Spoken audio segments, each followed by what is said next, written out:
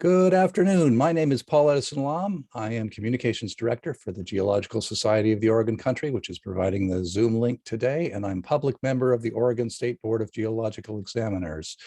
We have several experts here today to talk about geoscience careers and the ASBOG exam to become a registered geologist, a geologist in training, or a certified engineering geologist. We have our board administrator, Christine Valentine, and two RGs, Alex Lopez, you can wave Alex, and Megan Shetler.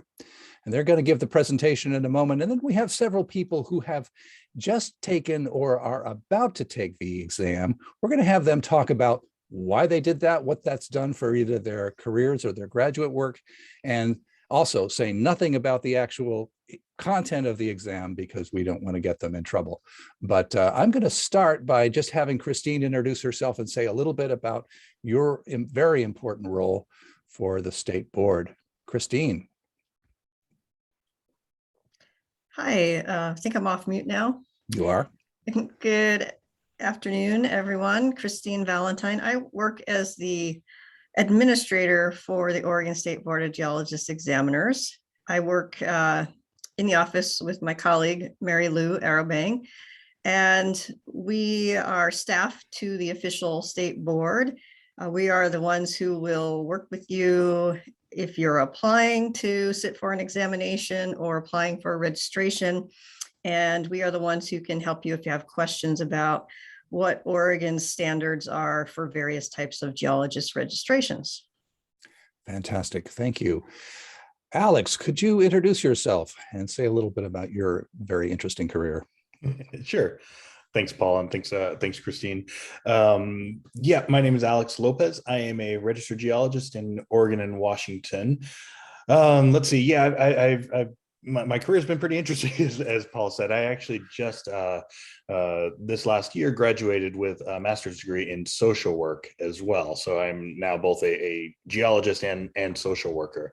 I originally got my registration in Oregon back in 2007, and I believe 2008 was when I got it in Washington. So I've done a lot of kind of standard remediation work, focusing primarily on oil and gas remediation.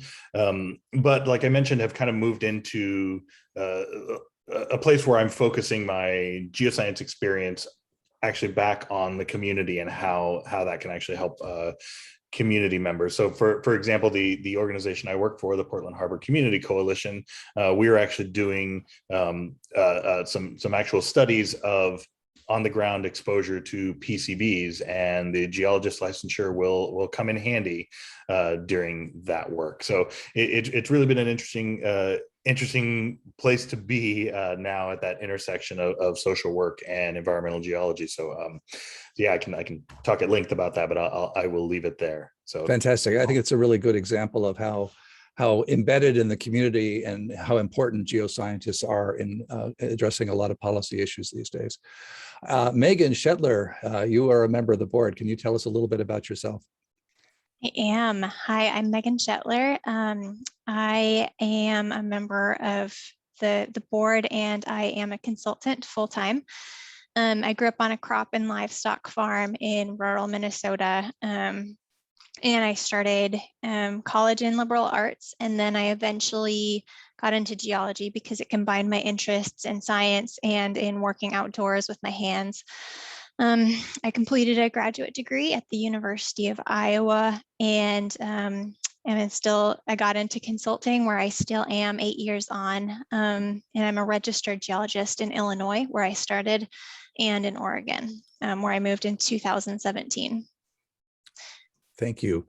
Do you want to get your PowerPoint started? And I'm going to make one more remark, which is that after the murder of George Floyd, there was a mandate from Governor Brown to address diversity, equity, and inclusion more strongly on our state boards. And I'm happy to say that not even requiring that motivation from Governor Brown, our board took strong action to increase our outreach to women, LGBTQ+, BIPOC, and rural potential geoscientists. Now, what that means to open our doors more widely, I think you're seeing right here in that we're able now to offer these Zoom events. Megan's going to say a little bit more about that in the course of her presentation. We see your PowerPoint, Megan. It's perfect. Great. Let's let you go ahead. Sure. We're going to have to kind of deal with a presenter view for now because the screen does all kinds of weird things when I try to share in presenter view. So yeah, we already did introductions. Paul, I'm wondering if you wanted to speak a little bit about this slide and this article you shared from that article in Nature. Well, that's just dropped about a week ago. And last week was the GSA, the Geological Society of America National Conference here in Portland. And this fortunately dropped just before some of us did our presentations. It's a really interesting study that comes from a school in the Southwest looking at the motivations of geoscience students. And one of the concerns about entry into the geosciences, which is sadly, as far as diversity in the STEM fields, is the worst up there with mathematics, I believe. But there's a lot of interest at the high school and undergraduate level. And so there's some of the bottlenecks to that. It's been thought for a long time. Our concerns, especially that Black and Indigenous students have about being in the outdoors, a sense of dispossession or lack of safety. And so if that issue of how people relate to the outdoors has been sort of in the foreground of a lot of conversations about diversity, equity, and inclusion in the geosciences. This study shows, and I think it shows for everyone, but especially for first generation or unrepresented minority students is the term they use, and that's URM, showing that the interest in helping people, altruism, and helping the environment are both motivations that far outstrip the desire to be outdoors. Now, you can be outdoors in geoscience careers. There are many opportunities to do field work, but a lot of the work, of course, is in the lab or in the community. And so that's one of the things that we're certainly wanting to point out today, but also just to point out that people have multiple motivations for wanting to devote themselves to these careers. Megan, or Alex, do you want to say anything more about that? Alex, I mean, your career really shows how you can blend both of those aspects, those motivations for having a very rich career.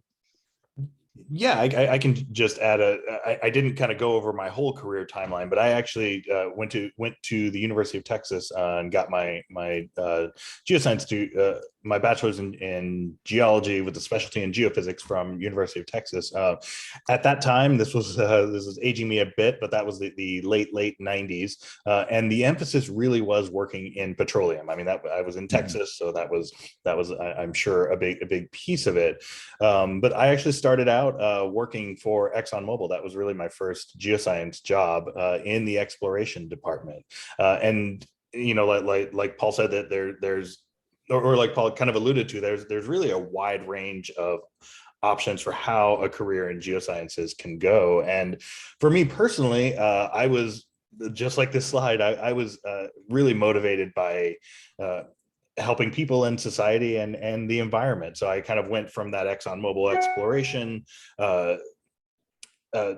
job into environmental remediation, and then kind of actually went on from there into the social work piece of that. So really I fall right into that URM male category there with my motivations for doing the work that I do. So yeah, I like this slide. I think the data are actually pretty spot on in there. So I'm glad it confirms sort of your intuitions and experience in the profession. And if arguably jobs in energy in fossil fuels are on the decline, there's still plenty of those jobs. But Alex, you exemplify that move toward environmental consulting, which those jobs are on the rise. Megan, I think I'll just hand it over to you, and you and Alex can go ahead with your presentation. Sure, that sounds great. All right, so this presentation we're going to give today is licensing for geology careers in Oregon, presented by the Oregon State Board of Geologist Examiners and our committee members. So today we're going to briefly introduce the Oregon State Board and tell you what we do, and then talk about the pathway to becoming a licensed geologist.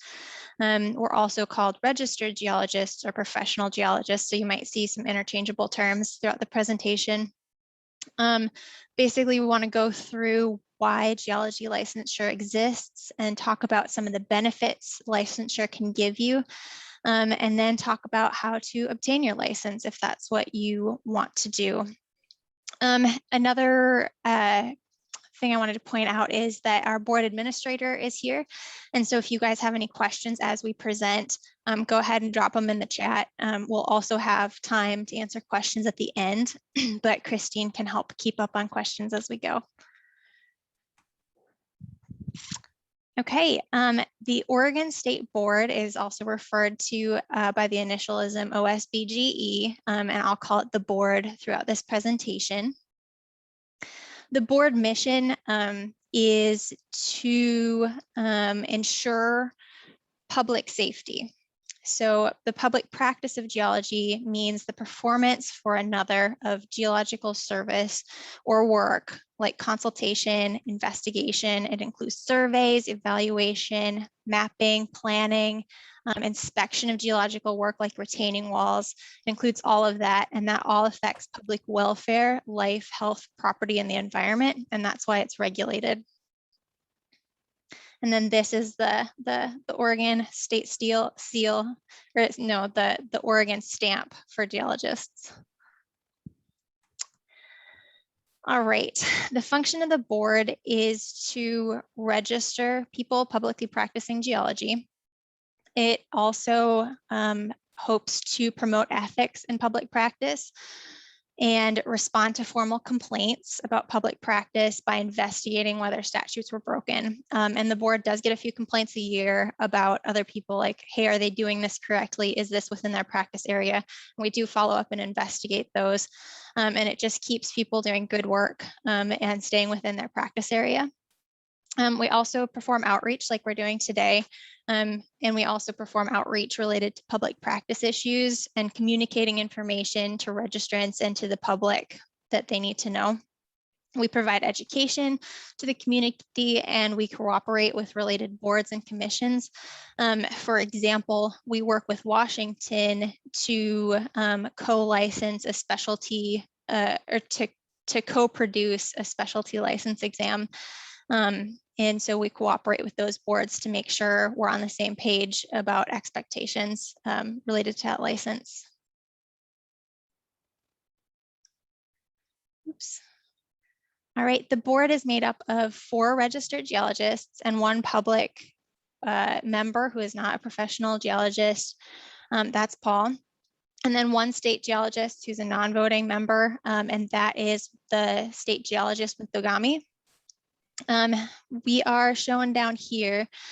There was recently a turnover and our Dogami board member retired. And so we currently have interim ex officio member, Sarah Lewis, who is also great. And then 2 part-time staff do the bulk of the work, Christine and Mary Lou Arrowbang. They are really the experts in the nitty-gritty of all the rules. And so we're lucky to have Christine here today. All right, and then I think history and importance, I'll pass over to Alex.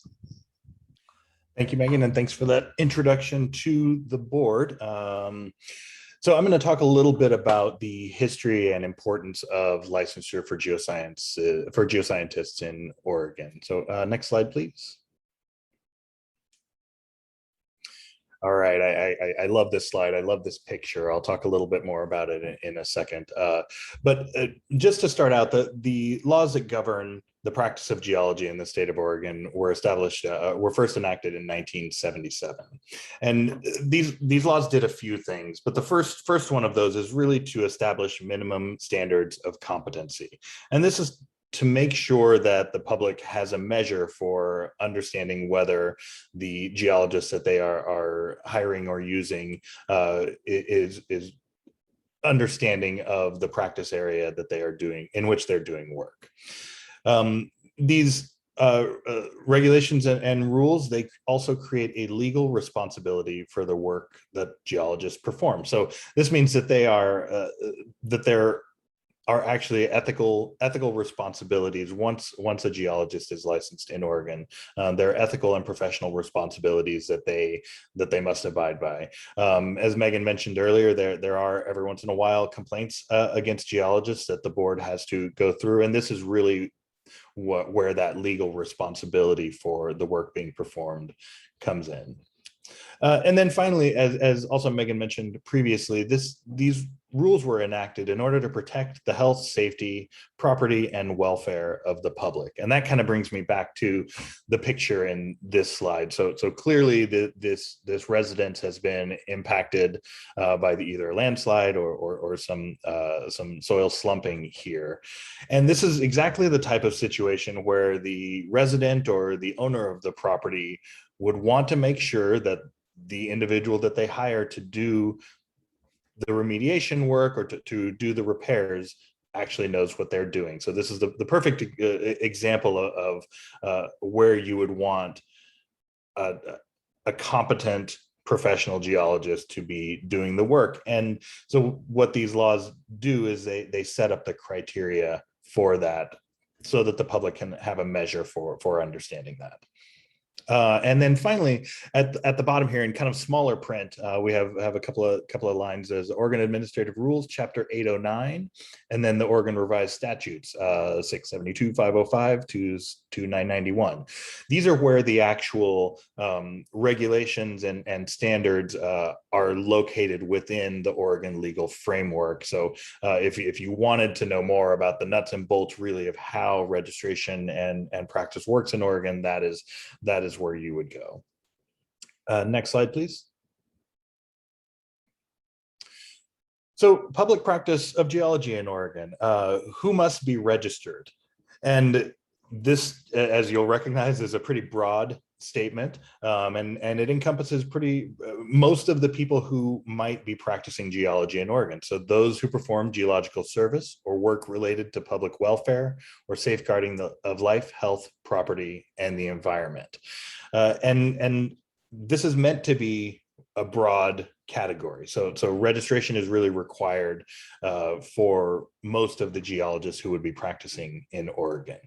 That being said, there are a few exempted classes. So the first of those is federal or tribal employees. And just a scenario that I think I could throw out there is an EPA geologist from another state who is coming to observe or do a little bit of contribution to a project going on in Oregon would not be required to go through the whole registration process for the state.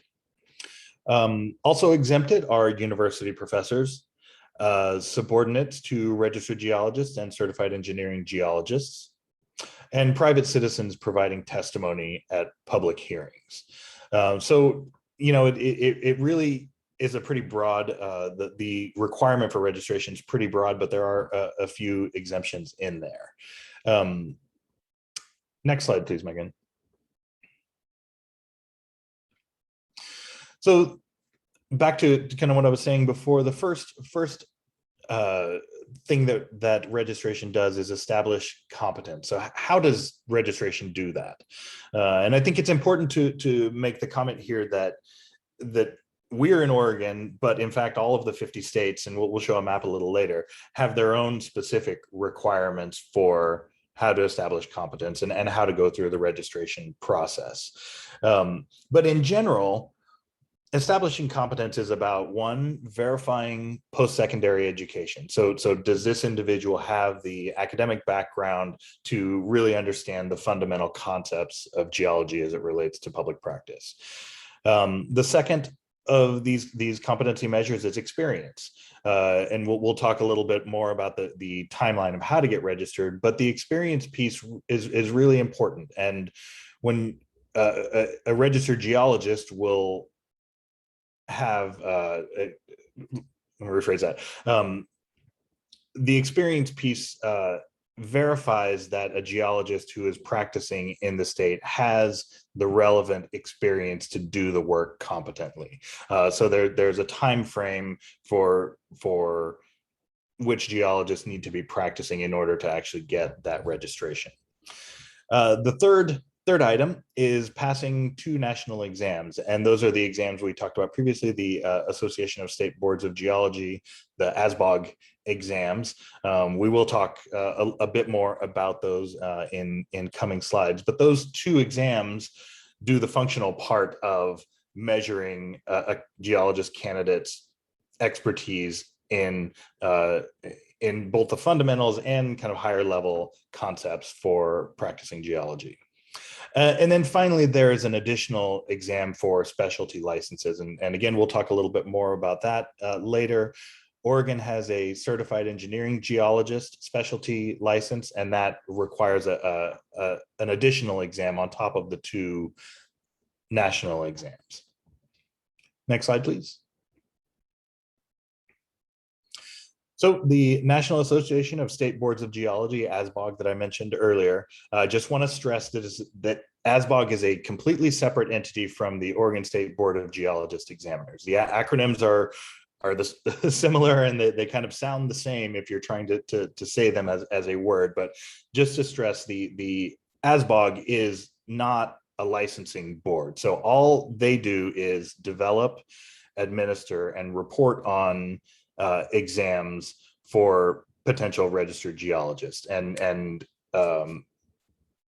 they just do the testing piece of that. So Oregon has decided that the ASBOG exams are a good measure of competency, so they work with ASBOG to have those tests facilitated for the state of Oregon.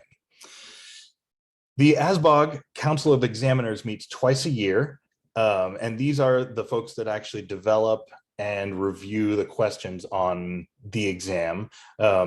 And they meet twice a year to review the exam sections and go over any feedback and make any changes that they deem necessary. And there are 2 different exams. I think I mentioned previously the 2 exams, but the first is the Fundamentals of Geology exam, and that exam is really what it talks about, is really those fundamental concepts in geology, mineralogy. Yeah, there's a lot in the Fundamentals of Geology exam. And then the second one is the Practice of Geology, that covers topics that you might experience when actually practicing and doing the work in a professional setting. Next slide, please. And here's a map that I was talking about previously. So this map kind of shows which states require the ASBOG exams, which states just require the fundamental part of the exam, and then the states that are non-regulatory states.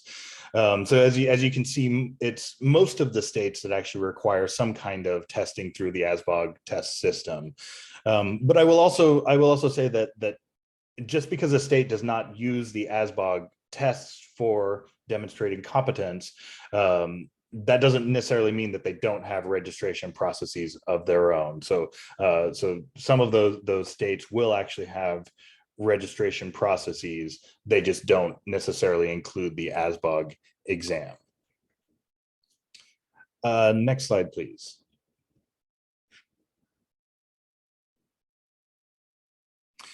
So I'm going to talk a little bit about the different registration types that we've got in Oregon. So go ahead and next slide. So as I've mentioned a little bit previously, there are 3 types of registration that Oregon currently has. So the first of those is the Geologist in Training license. The second is the actual Registered Geologist license. And then the third is the Certified Engineering Geologist license. And I'm actually going to go through all of these in more detail. So Megan, if you could advance the slide. So the first one of these is the Geologist in Training license, and that is a picture of me backpacking in Northeast Oregon many years ago. But the Geologist in Training license is really kind of the first step to full licensure in the state. So for the GIT license, you would need the relevant education, and then you would need to both apply for and pass that first ASBOG exam, the Fundamentals of Geology exam. This is actually an optional registration. So for example, because I worked in Texas in the oil industry prior to moving to Oregon, and registration was not required at that time for the work I was doing in Texas, I actually when I came to Oregon, I skipped over the GIT license altogether. And when I took my ASBOG exams, I actually took the fundamentals exam and the practice exam at the same time, and then received my full licensure at that point. So you don't necessarily have to have the GIT training, but I would encourage you to think about that. It really does give you some knowledge and experience of how the profession works that you might not get otherwise. So one of the things is that as a GIT, you are subject to the Code of Professional Conduct. So again, as I was mentioning previously, that there are expectations of practicing geologists. So when you get your GIT, you start to become part of that process. And it's also a stepping stone to that full geologist licensure that you would get after more professional experience. So go ahead and next slide, please. So, and I talked a little bit about this previously, but what's the point of getting this GIT? First and foremost, it's really to show intent. A lot of times registration is something that is required or desired by employers. So even if you're not a full registered geologist, having your GIT is a way to demonstrate to your employer that you are on that pathway. It builds technical competence. You will have to study for and take that exam. And it will help you to understand regulations. Again, as I mentioned previously, once you're a GIT, you are covered by some of those rules and regulations governing the practice of geology in the state of Oregon. So it's really a way of kind of getting into that licensure mindset. I mentioned previously that when I took the exams, I took both the fundamentals and professional on the same day. It was 8 hours worth of exams, and it was grueling. If you take the two exams separately, if you do your GIT exam first, it actually splits up those exams with years in between. And if I had it, if my situation had been different, I most certainly would have been looking to spread out the pain of those exams. And then the last item here is it prepares you for the format of the next exam. So you will be familiar with how the ASBOG testing procedure works if you have taken one of those, the fundamentals of exam to get your GIT first. Next slide, please. So the registered geologist license is the full practicing license for the state of Oregon. So in addition to the requirements for education and passing the fundamentals exam, the full registration also requires experience, work experience, and passing the PG, the professional, the practice portion of the ASBOG exam. So there's additional work requirements as well as the additional testing requirement.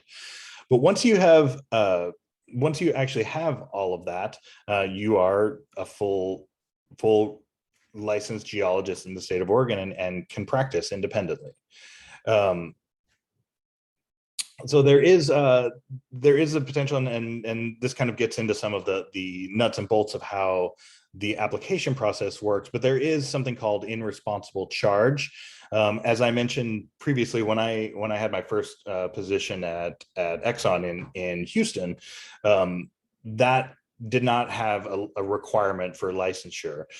So the experience that I gained in that position was still, I was still able to utilize that, but it was considered in-responsible charge and not necessarily under a registered geologist. And I won't say a lot more about that because it's complicated and it gets into kind of the nuts and bolts of the rules. But I just want to throw that in to put it out there that there are some additional ways to get that experience for the Oregon registration.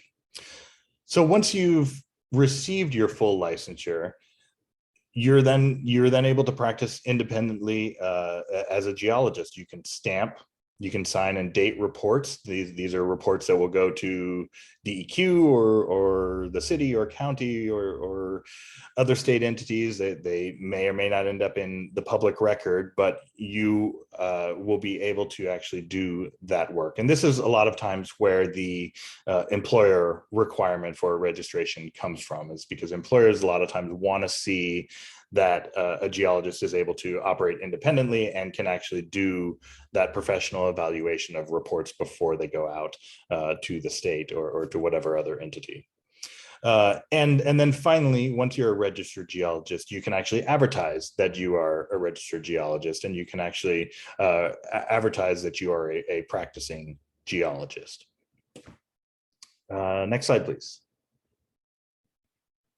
And then finally is our specialty license that we've got here in Oregon, which is a certified engineering geologist. So the requirements for this license are the same as the full registered geologist license. However, they also include a specialty exam that goes over the concepts of engineering geology as well. So certified engineering geologist must be a registered geologist first, before they can actually start down that path on the specialty license. And this license gives the licensed CEG the additional credentials to actually develop and work that is falls under engineering geology and not just pure geology. And so this is things like bridge foundations, landslide repairs, residential dwellings like we saw in that picture previously, just anywhere where specialized engineering knowledge needs to be used alongside geoscience knowledge. So next slide. So these are just some statistics that we've got on the practice of geology in Oregon. So 111 geologists in training, 1,063 registered geologists, and 220 certified engineering geologists. I think it's important to note that about 50% of those RGs and CEGs are out-of-state individuals. Like I mentioned previously, I'm actually licensed in the state of Washington, but I live in Oregon. Megan mentioned that she is licensed in Illinois as well. So it is one of those things that you know, if you end up moving to a different place, you kind of have to reevaluate the license situation and how that would work for you. Next slide.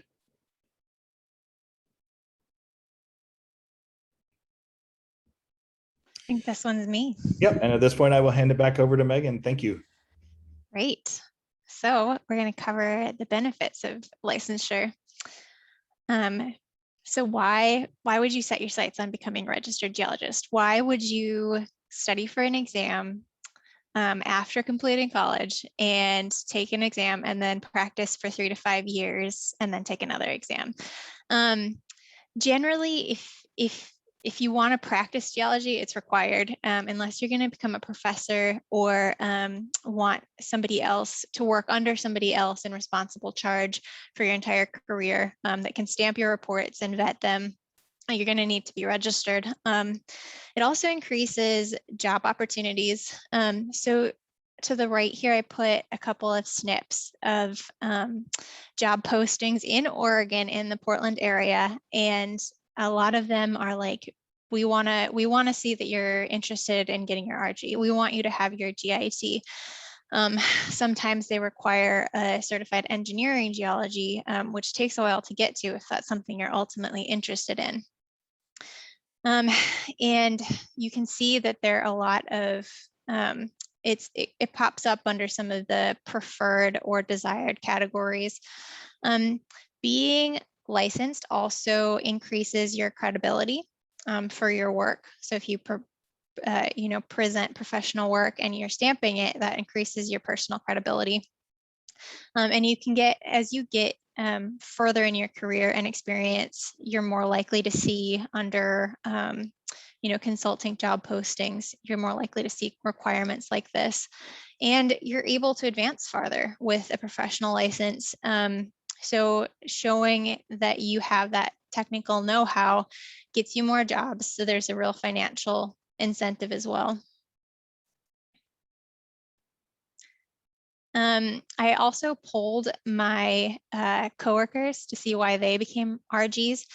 I work in consulting, so I started in a Chicago office, and in the Chicago office, almost none of the geologists were registered, or there they call them professional geologists. And it wasn't necessary because they just had some other geologist review their work and stamp it. In my Portland, Oregon office, the office culture is that most geologists get their licenses. And it's a real point of pride, and it's exciting to watch the younger people go through it. But I polled some of my RG coworkers to see why they got licensed. And out of about 50 coworkers, half of who are engineers, half of whom are geologists, there are about 10 RGs.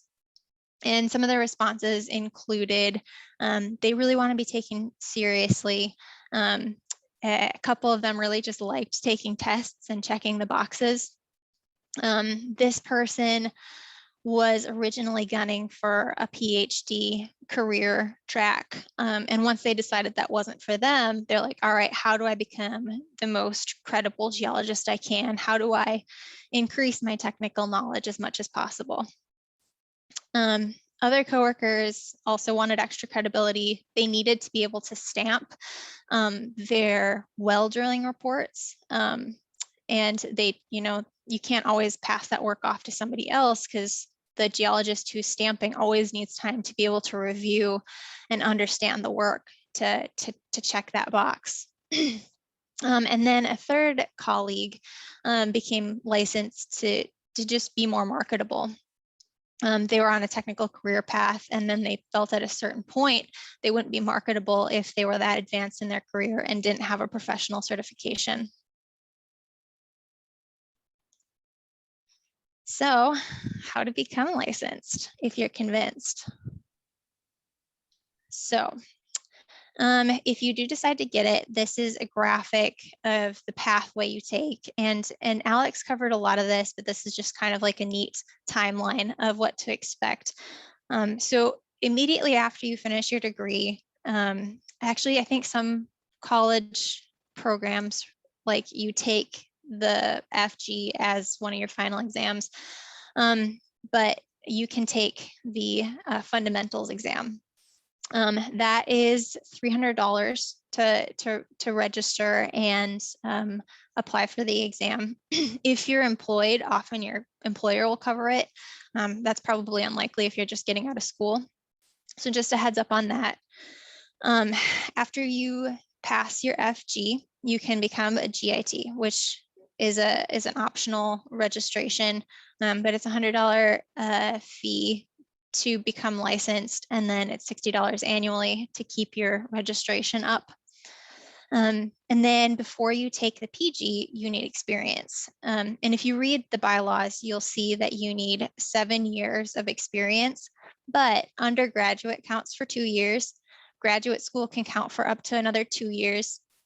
And then you need at least 3 years of actual work experience under another RG who can vouch for you before you can sit for your practice of geology exam. By this point, you're probably employed.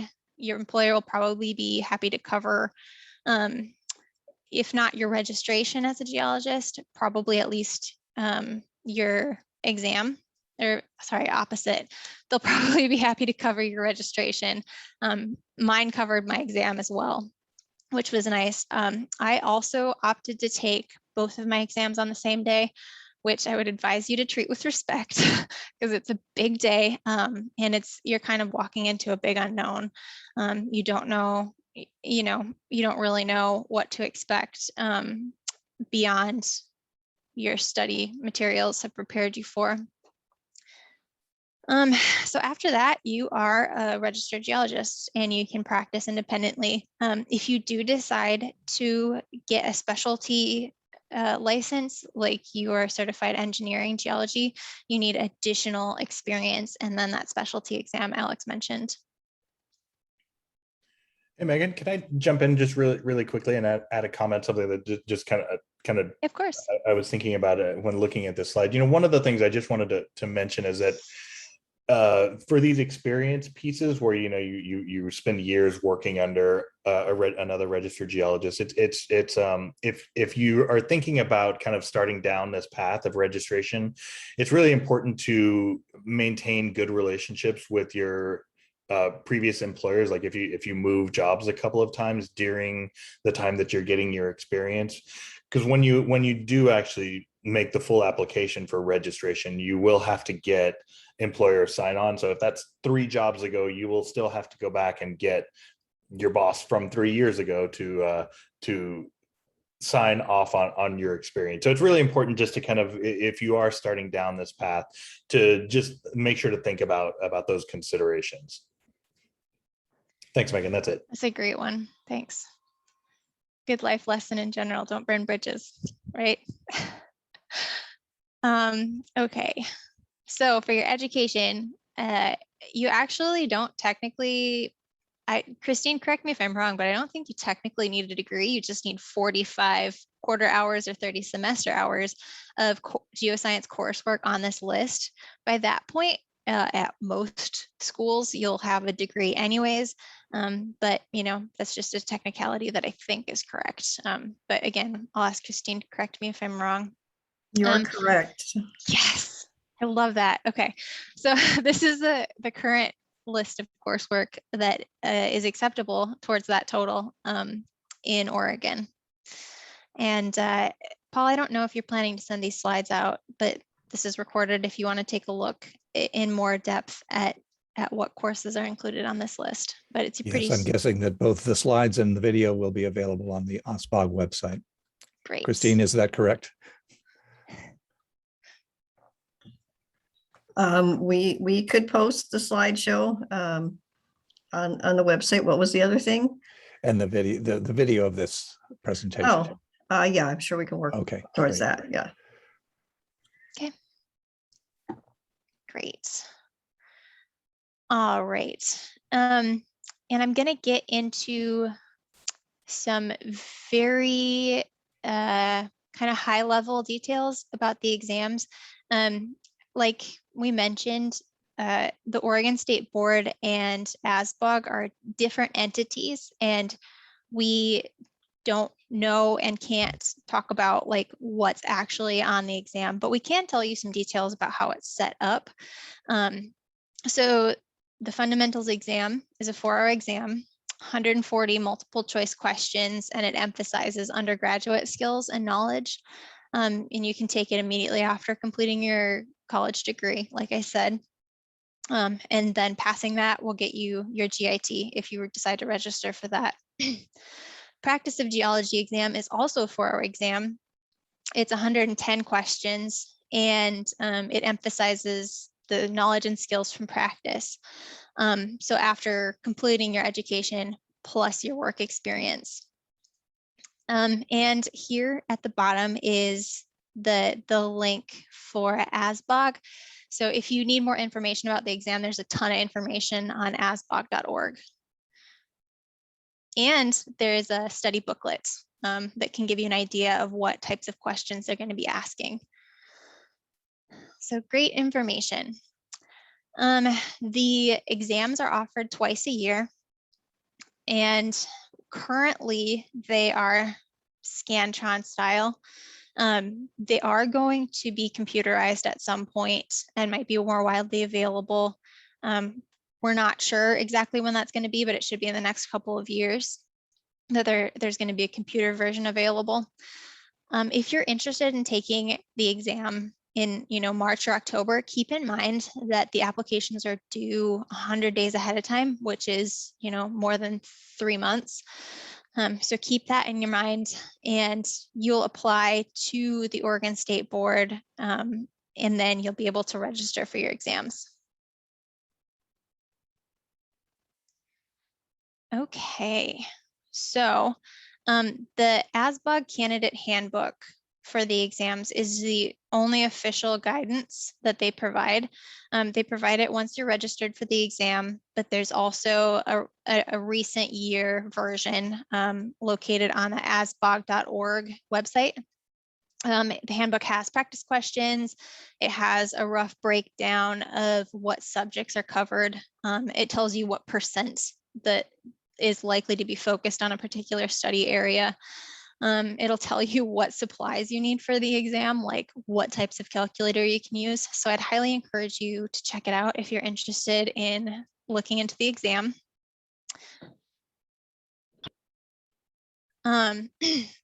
Beyond that, the Oregon State Board does not endorse any of these study materials, but this is just like a poll of what some of my colleagues have used to study.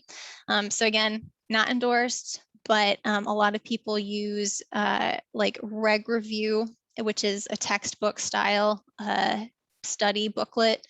There are also a couple more available online, like a flashcard system or like Exam Secrets. Other great free resources are available online. So like the MIT open courses, you can review your college textbooks. So if you look at the ASBO booklet, and it gives you a breakdown of what is likely to be covered, you can, go back to that college textbook and study up. And then I had luck with Study Blue flashcards. A lot of the materials are on there through other people's study stacks, but be careful of that information because some of it might be transcribed incorrectly. But yeah, do a Google search, figure out the best way to study for you. Get some friends to study with you and keep you accountable. And I'd recommend, most places recommend studying for 3 to 6 months. It depends on your own personal study style, but like I said, especially if you're taking 2 exams at once, take it seriously. You don't want to start all over. I believe Oregon has a higher pass rate than the national average. We're sitting somewhere around 70% plus, and the national average is slightly lower.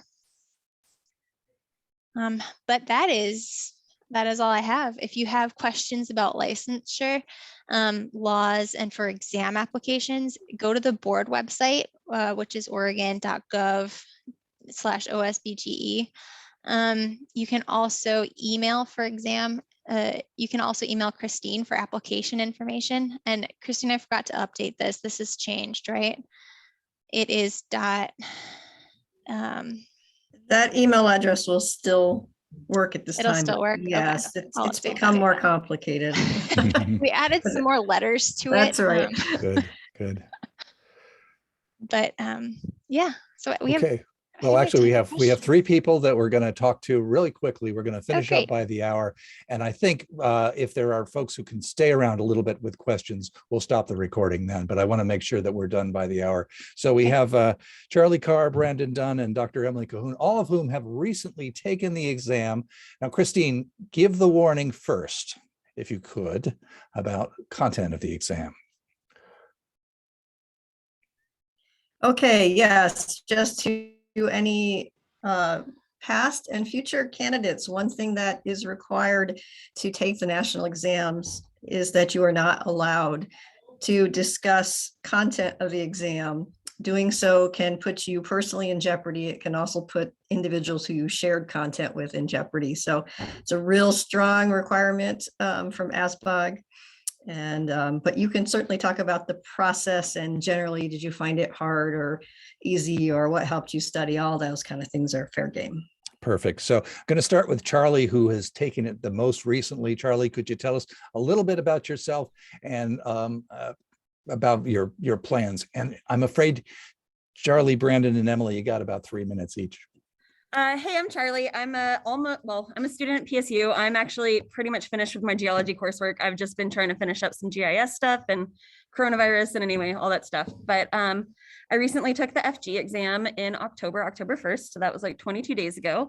And I think that my experience is that I did not study enough, and they really mean it when they say study like 3 to 6 months ahead of time, because I was really busy this summer. I was helping like do trench stuff like on Mount Hood, and I'm like, oh, I'm working and I'm doing geology stuff and I can remember things well. And I just finished my, education, but I feel that you really need to definitely study more. And I mean, maybe I'll feel better when I get my exam scores back, but I mean, I would very strongly recommend studying more than you think you should. And like, yeah, that's really all I have to say, I guess. Thank you, Charlie. And again, thank you for your participation in this and other work that we're doing.